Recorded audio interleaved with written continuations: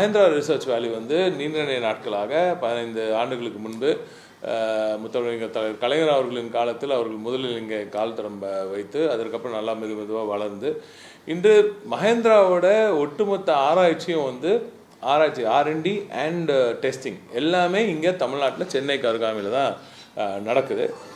அந்த நிறுவனத்தின் இப்போ சமீபத்தில் அவங்க 2 கார் லான்ச் பண்ணியிருக்காங்க. அந்த 2 காரும் PV6ம் E9ம் ரெண்டுமே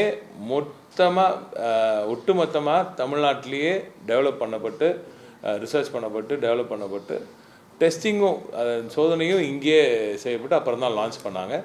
எனவே அந்த ப்ராடக்ட் வந்து எப்படி வந்திருக்கு, தமிழ்நாட்டில் டெவலப் பண்ணுற ஒரு ப்ராடக்ட் எப்படி இருக்குது அப்படின்றத இன்றைக்கி மாண்புமிகு முதலமைச்சர் அவர்கள் பார்த்தார். வெளிநாடு கார்கள் தான் ஆட்டோமேட்டிக்காக போகும் வரும், அதுவாக டிரைவரே இல்லாமல் கூட ஓடும் அப்படின்றதெல்லாம் வெளிநாடு கார்களை பார்த்து நம்ம ஆட்கள் எல்லாம் மிரண்டு போய் பார்ப்பாங்க.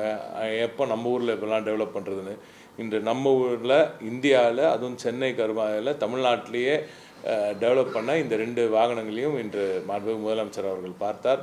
US போயிருந்தபோது எப்படி பல கார்களை இந்த மாதிரி பார்த்து நாங்கள்லாம் வியந்து போனோம். ஆனால் இங்கே நம்ம ஊர்லேயே இப்போ அது டெவலப்மெண்ட் ஆரம்பித்தாச்சு அப்படின்றது தமிழ்நாட்டுக்கு கிடைத்த பெருமை. ஒட்டுமொத்தமாக தமிழ்நாட்டிலேயே டெவலப் செய்யப்பட்டு டெஸ்ட் பண்ணப்பட்ட இந்த வாகனங்களை மாண்புமிகு முதலமைச்சர் அவர்கள் இன்று அந்த சோதனை ஓட்டத்தை துவக்கி வைத்தார்.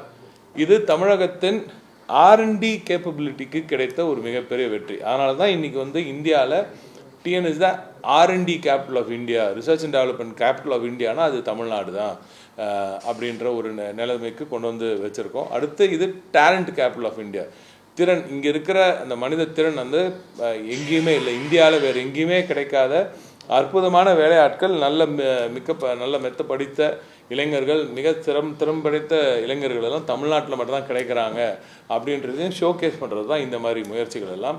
இன்னும் அடுத்து உயர்தர வேலை வாய்ப்புகளும் உயர்தர ப்ராடக்ட் செய்கிற நிறுவனங்களும் தமிழ்நாட்டுக்கு வரப்போகுது. ஒன்று மட்டும் சொல்லி முடிச்சிடுறேன். தமிழ்நாட்டில் நம்ம இந்தியாவிலையும் சரி, ஒட்டுமொத்த இந்தியாவிலேயே சர்வீஸ் நேஷனாகவே இருக்கும். எல்லாமே வெளிநாட்டில் எங்கேயாவது அவங்க ஆராய்ச்சி பண்ணி ஒரு ப்ராடக்டை டெவலப் பண்ணுவாங்க, அதை கொண்டு வந்து நம்ம தயாரித்து கொடுப்போம், அவ்வளோதான் நடக்கும். சர்வீஸ் நேஷனாக இருக்கும். நம்மளோட சொந்த ப்ராடக்ட் இது வரைக்கும் இல்லையே அப்படின்ற ஒரு ஏக்கம் இந்தியா முழுக்க இருக்குது. அந்த ஏக்கத்தை தீர்க்கும் ஒரு நாடாக அந்த ஏக்கத்துக்கு ஒரு தீர்வு கண்டு இங்கேயே நம்மளோட ஓன் ப்ராடக்டை டெவலப் பண்ண முடியும். ப்ராடக்ட் நேஷன் தமிழ்நாடு வந்து ஒரு ப்ராடக்ட் நேஷன், ஒரு R&D கேபிட்டல், டேலண்ட் கேபிட்டல், ஒரு ப்ராடக்ட் நேஷன்ன்ற அந்த ஒரு ஸ்டேட்டஸ்க்கு தமிழகத்தை உயர்த்திருக்கிறார் நமது மாண்புமிகு திராவிட நாயகன் அவர்கள். எனவே இந்த பெருமையான ஒரு சூழலில் அடுத்த கட்டமாக இன்னும் பல R&D சார்ந்த ரிசர்ச் சார்ந்த பல நிறுவனங்கள் தமிழகத்துக்கு வரப்போகுது அப்படின்ற அந்த ஒரு நல்ல செய்தியும் இங்கே தெரிவித்துக்கொள்ளும்.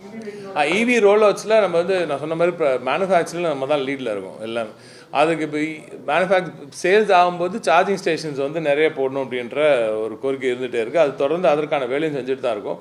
ஹியூண்டை நிறுவனத்தோட ஒரு டைப் போட்டு ஏறத்தாழ 100 கோடி ரூபாய் அவங்க நிதி ஒதுக்கியிருக்காங்க. அந்த ஃபெசிலிட்டி கொண்டு போய் கொடுக்கும்போது ஹை அண்ட் பவர் வந்து ஹெச்டி பவர் வரணும். அந்தந்த லொக்கேஷனில் எங்கெங்கே ஏதுவாக இருக்கோ அது ரிசர்ச் பண்ணிட்டு இருக்காங்க. எந்தெந்த இடத்துல நிறைய பேருக்கு தேவைப்படுதுன்னு பார்த்துட்டு இருக்காங்க. எங்கெல்லாம் தேவைப்படுதோ இப்போ போடுறதுக்கான வேலையை ஆரம்பிச்சுட்டு இப்போ தென் தமிழகத்துக்கும் போட போகிறோம். சென்னை சுற்றி நிறைய இடத்துல போட்டிருக்காங்க. இப்போ தென் தமிழகத்துக்கு போகிற வழியில் ஹைவேஸ் ஓரமாகவே எல்லாம் நம்ம GST ரோட்டில், அப்புறம் இப்போ மதுரை தூத்துக்குடி ரோட்டில் இந்த மாதிரி கீழே போகணும் அப்படின்றது தான் இப்போ எல்லாரோட கோரிக்கை. ஏன்னா முன்னாடி வந்து சிட்டி விட்டு எடுத்துகிட்டு போகிறதுக்கே பயப்படுவாங்க.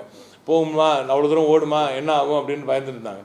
இப்போ நல்லா போகுது அப்படின்ற ஒரு லெவலுக்கு வந்திருக்காங்க. அடுத்து வந்து இப்போ நம்ம இன்னும் அடுத்த சார்ஜிங் ஸ்டேஷன் போட இந்த ரேஞ்ச் ஆன்சைட்டின்னு சொல்லுவாங்க. அந்த ரேஞ்ச் ஆன்சைட்டி இல்லாமல் நிச்சயமாக பெரிய லெவலில் நம்ம ஒரு EV நிறைய ரோல் அவுட் ஆகிறதுக்கான வாய்ப்பு இருக்குது.